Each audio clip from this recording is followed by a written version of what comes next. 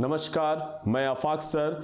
NCERT class में आज हम लोग चर्चा करने जा रहे हैं ब्रिटिश शासन का आर्थिक प्रभाव। इसके अंतर्गत आधुनिक उद्योग के विकास पर एक संक्षिप्त चर्चा होगी, जिसके तहत में हम लोग बातें करेंगे। सर्वप्रथम हम लोग वो होगा कि किस प्रकार से आधुनिक उद्योग का विकास हुआ है। तो 19वीं सदी के उत्तरार्ध में एक बड़ी घटना उस समय देखने को मिलती है।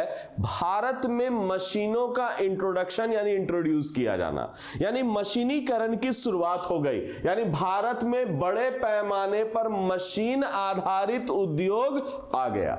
भारत में मशीनी युग का जब प्रारंभ हुआ, विशेषकर 19वीं सदी के छठे दशक में सूती, जूट यानी सूती कपड़ा मिल, जूट और कोयला खान यानी माइंस उद्योग में इस तरह के मशीनों का इस्तेमाल किया जाने लगा। इसी क्रम में पहली कपड़ा मिल 1853 में एस्टैब्लिश हुई। कहां हुई? बंबई में हुई। कावस जी नाना भाई द्वारा किया गया था। जबकि पहली जूट मिल की शुरुआत बंगाल के रिशरा में 1855 में स्थापित हुई। ये दोनों फैक्ट्स याद करने योग्य है। इन उद्योगों का विस्तार धीरे धीरे हुआ, मगर लगातार क्रम में हुआ। ये उस समय के संदर्भ में अगर देखा जाए, विशेषकर एक डेटा अगर हम लोग देखते हैं, 1879 में 56 सूती कपड़ा मिल थी और लगभग 43,000 लोग इसमें कार्यरत थे। ये क्रम जो है 1882 में जब देखते हैं तो जूट मिलें थी 20 और अधिकतर बंगाल में साकेंद्रन था। उनमें लगभग 20,000 लोग कार्य करते थे। 1905 तक भारत में 206 सूती मिलें हो गई और लगभग 1,96,000 लोग इसमें कार्यरत थे। यानी सूती कपड़ा मिल जो है हमारा जो है एक महत्वपूर्ण उद्योग के तौर पर स्थापित हुआ। अब आते हैं 1901 में 36 से भी अधिक मिलें भारत में आ गई और जिनमें करीब लगभग 1,15,000 लोग कार्यरत थे।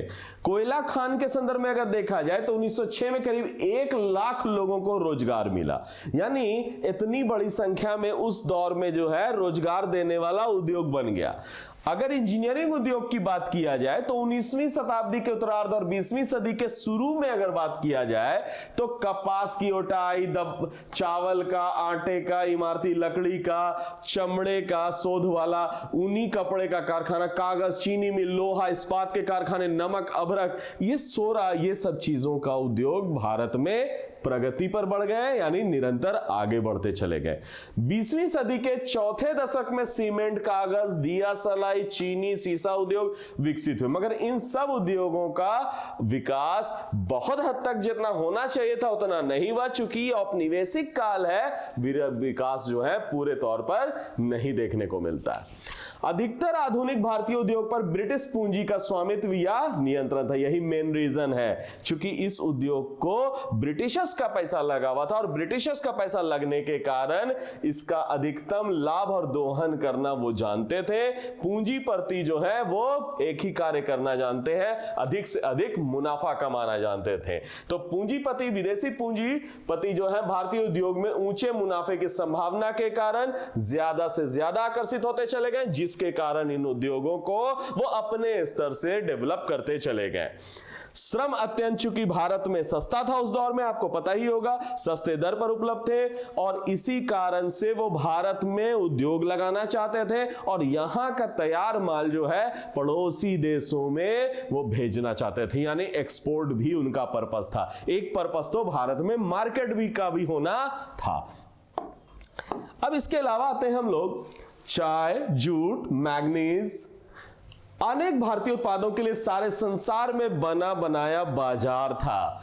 यानी कहा जा सकता है कि भारतीय उत्पादनों के लिए सारे संसार में जो है एक बड़ा मार्केट डेवलप था और अपने देश में विदेशी पूंजीपतियों को लाभप्रद निवेश के अवसर भी कम मिल रहे थे। तो ये जो रीजन है, इसी कारण से जो है इस काल के उद्योगों का देखने को मिलता है विकास। उस समय औपनिवेशिक सरकार, उसके अधिकारी सभी प्रकार की सहायता तथा रियायत देने को तैयार थे। रीजन हमने साफ उसका रीजन दे दिया। इसका रीजन अगर बोला जाए तो यहां से देख सकते हैं। विदेशी पूंजी ने अनेक उद्योगों में भी भारतीय पूंजी को दबा दिया। केवल सूती कपड़ा उद्योग में आरंभ में भारतीयों का बहुत बड़ा हिस्सा था और 20वीं सदी के चौथे दशक में चीनी उद्योगों का विकास भारतीयों ने किया। भारतीय पूंजीपतियों को आरंभ से ही ब्रिटिश मैनेजिंग एजेंसी और ब्रिटिश बैंकों की ताकत के खिलाफ संघर्ष करना पड़ रहा था। अब आते हैं, किसी भी उद्यम के क्षेत्र में प्रवेश करने के लिए भारतीय व्यवसायियों को उस क्षेत्र में प्रबल ब्रिटिश मैनेजिंग एजेंसियों के सामने झुकना पड़ता था। यह मेन रीजन माना जाता है। अब आते हैं कि इस तरह के उद्योगों का विकास जो है वो किस संदर्भ में देखने को मिलता है। इसके लिए अगर देखा जाए तो अनेक स्थितियों में भारतीयों की कंपनियों पर विदेशी स्वामित्व और नियंत्रण वाली मैनेजिंग एजेंसियों का दबदबा होता था और भारतीयों को बैंक से ऋण मिलने में भी काफी कठिनाई। इसी कारण से विदेशी लोग, ब्रिटिशर्स लोग भारत में अपना उद्योग लगा रहे थे और गाढ़ी मुनाफा कमा रहे थे। अधिकतर बैंकों पर ब्रिटिश अर्थपतियों का प्रभाव था। अगर उनके कर्ज मिलते भी थे तो उन्हें ऊंची ब्याज दर पर जो है उनको लोन मिलता था, जबकि विदेशी काफी आसान शर्तों पर कर्ज ले सकते थे। इससे विदेशी चीजों को प्रमोट होने में विदेशी जो लोग हैं पूंजीपति, उनको उद्योग लगाने में ज्यादा से ज्यादा सहायता मिली। निसंदेह भारतीयों में धीरे धीरे अपने बैंक और बीमा कंपनियां विकसित करनी शुरू कर दी थी। 1914 में भारत के कुल बैंक जमा के 70% से भी अधिक पर विदेशी बैंकों का अधिकार था और ये 1937 तक उनका हिस्सा, 1937 तक उनका हिस्सा जो है बढ़कर लगभग 57% हो चुका था। भारतीय आर्थिक जीवन में अगर बोला जाए तो अपना बोलबाला बनाए रखने के लिए भारत स्थित ब्रिटिश उद्यमी जो लोग हैं उन्होंने मशीन और उपकरण देने वाले ब्रिटिश जो भी देने वाले लोग थे, जहाज रानी, बीमा, विपणन, संगठन, ये सब जो चीजें हैं वो भारत में वो अपना प्रभुत्व बनाए रखा और अपने प्रभुत्व के आधार पर ही भारत में वो अपना डेवलपमेंट करते जा रहे थे। तो इसके अलावा सरकार ने भारतीय पूंजी की अपेक्षा विदेशी पूंजी का पक्ष लेने की नीति भी जानबूझकर अपनाई। अब देखा जाता है कि भारत में रेलवे ने भी भारतीय उद्यम के प्रति काफी भेदभाव किया। चूंकि भारत में रेलवे तो आया मगर रेलवे उसने अपने लाभ के लिए इस्तेमाल किया। हालांकि भारतीयों ने भी उसका लाभ उठाया, वो एक अलग एस्पेक्ट्स देख सकते हैं, मगर उद्योग के संदर्भ में देखा जाए तो भारतीय उद्यम के प्रति भेदभाव किया रेलवे ने। रेलवे भाड़े की दरों में देसी उत्पादों के बदले विदेशी से आई वस्तुओं को प्रोत्साहन दिया गया, यानी विदेशी चीजों को प्रोत्साहित किया गया। आयातित वस्तु यानी इंपोर्ट की गई वस्तुओं की अपेक्षा भारतीय वस्तुओं का वितरण काफी महंगा था, खर्चीला था, कठिन था। भारतीयों द्वारा उद्योग स्थापित करने में एक अन्य गंभीर कठिनाई यह थी कि देश में भारी या पूंजीपति वस्तुओं के उद्योग का लगभग यानी पूरा जो है अभाव था। इन उद्योगों के बिना अन्य उद्योग का तेज और स्वतंत्र विकास नहीं हो सकता था।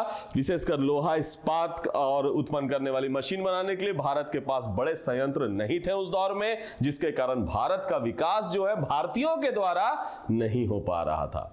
इंजीनियरिंग उद्योग के नाम पर कुछ छोटी मोटी मरम्मत करने वाली वर्कशॉप थे और धातु उद्योग के नाम पर थोड़े से लोहे और पीतल की फाउंड्रियां भी थी। भारत में इस्पात का उत्पादन लगभग 1913 से शुरू हुआ था। तो इस प्रकार से अगर देखा जाए तो समस्या क्या है कि भारतीयों के उद्योग ज्यादा नहीं पनप पा रहे हैं, विदेशी की जो है भारत में उद्योग पनप रहे हैं। इस प्रकार भारत में इस्पात, धातुकर्म, मशीन, रसायन और तेल जैसी बुनियादी उद्योगों का अभाव दिखता है और भारत में उद्योग के लिए एक बड़ा चीज चाहिए इलेक्ट्रिसिटी, और इलेक्ट्रिसिटी का भी बिल्कुल अभाव था। तो कुल मिलाकर यह कहा जा सकता है कि ब्रिटिश काल में जो है ब्रिटिशर्सों के लिए जो है लाभकारी था भारत में उद्योग लगाना, मगर भारतीयों के लिए काफी समस्या का सामना करना पड़ रहा था। हालांकि फिर भी भारतीयों ने इस संदर्भ में उल्लेखनीय योगदान दिया और कई उद्योगों का विकास भारतीयों ने भी किया।